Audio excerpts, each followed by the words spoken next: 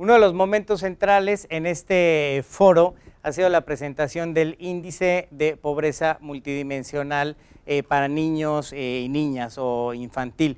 Y tenemos el gusto de estar acompañados por la señora Kyung-Som Kim, representante de UNICEF en Panamá. Bienvenida, y nos gustaría saber cuál es la utilidad de un instrumento de esta naturaleza aplicado al diseño de políticas públicas. Primero que todo, quisiera felicitar al gobierno de Panamá, ¿no? Por haber hecho esta medición de pobreza multidimensional de los niños y niñas y adolescentes, porque medir las privaciones que los niños viven es el primer paso, ¿no? Para formular políticas basadas en evidencia y así tener políticas más eficientes, más eficaces, ¿no? Y así cambiamos la vida de los niños y así aseguramos que cada niño tenga acceso a educación, cada niño tenga acceso a servicios de salud, que tenga una vivienda, ¿no? Que tenga acceso a agua y saneamiento y que tenga, ¿no? Acceso a parques para recreaciones y también ser protegidos. Y así avanzará el país y así logramos el objetivo de desarrollo sostenible número 1, de combatir la pobreza, y así avanzamos la humanidad. Claro, ahora, hace un año se estaba presentando en Panamá el índice de pobreza multidimensional. Hoy vemos un instrumento que es específicamente para un grupo de la población. Me pregunto cuáles son estos hallazgos que diferencian un índice de pobreza ya existente y uno que apunta especialmente a un grupo grande de la población como es la niñez. Sí, hay dos dimensiones en esa pregunta, ¿no? En la respuesta a esa pregunta. La pobreza afecta a los niños en una manera diferente, ¿no? Por ejemplo, ¿no? El hecho de no tener estímulos en su primera infancia, ¿no? Quiere decir que su cerebro no se desarrolle, ¿no? Tan bien como hubiera sido posible, ¿no? Entonces, eso tiene un impacto y eso tenemos que medir en términos de servicios que ellos, las madres y los padres pueden acceder, ¿no? Para sus bebés. Y también el derecho a jugar, por ejemplo, eso no se mide en IPM general, ¿no? Hay indicadores como estos que son particulares para los niños, ¿no? Y la otra dimensión, la segunda dimensión, es el impacto que esa pobreza pueda tener en una manera más severa.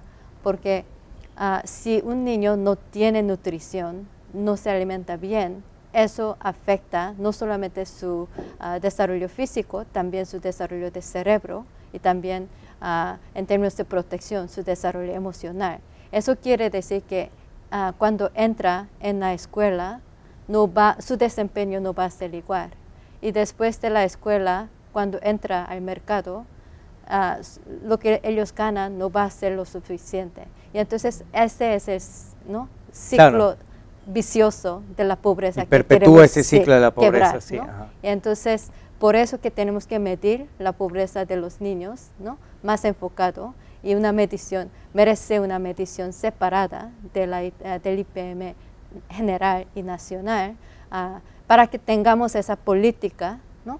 Para la niñez, porque la política pública para la niñez en términos de educación, recreación, salud, nutrición, no va a ser lo mismo que las políticas para los adultos. Entonces, esa es la importancia. Me gusta y me llama la atención que da una dimensión bastante humana, sí, que va más allá de las cifras y de los porcentajes, sino que realmente apunta hacia factores sí, decisivos para el desarrollo de la niñez, que finalmente son quienes tomarán las decisiones sí, en su momento. Ahora bien, UNICEF, ¿qué papel juega en esta construcción del índice de pobreza multidimensional para niños?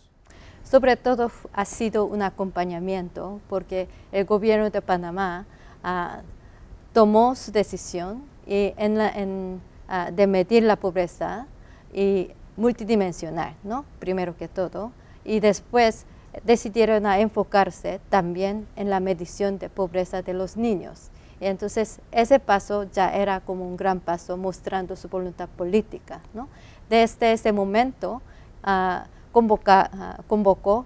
gobierno convocó a los expertos técnicos, ¿no? Que tenemos de OFI, ¿no? Que tenemos de UNICEF, y PNUD también, ¿no? Contribuyó con su cálculo de espejo.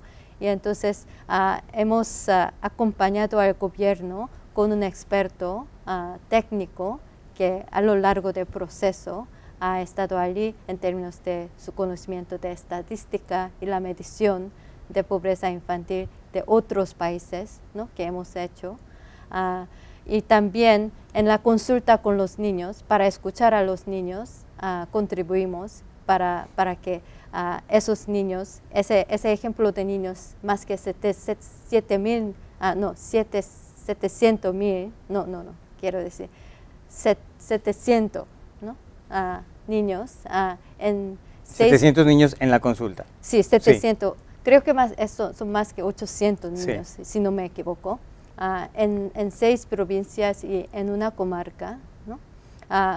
Han sido escuchados y representaron básicamente esa población de los niños y sus aportes y lo que ellos dijeron influyó bastante al diseño de la medición. Entonces también en la consulta, ¿no? Y también vamos a apoyar en la publicación de esta medición y la comunicación también, ¿no? Entonces es como multifacet y en muchos aspectos, pero bajo el liderazgo del gobierno, en colaboración con otros actores como PNUD y como OFI, ¿no? Bueno, ahora que menciona a los otros actores y la colaboración, finalmente este índice se está lanzando en un escenario de alianzas que buscan reducir las desigualdades. Este foro de desarrollo es el escenario en donde vemos por primera vez de manera oficial este índice.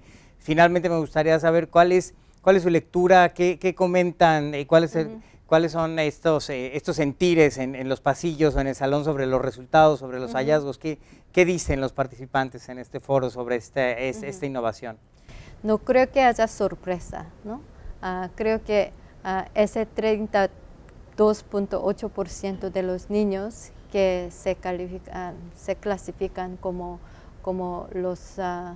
pobres, ¿no? Como los que viven las privaciones, es una tasa bastante alta, pero sabemos que esa tasa podemos reducir, ¿no? Y entonces el reto real será a partir de acá, ¿no?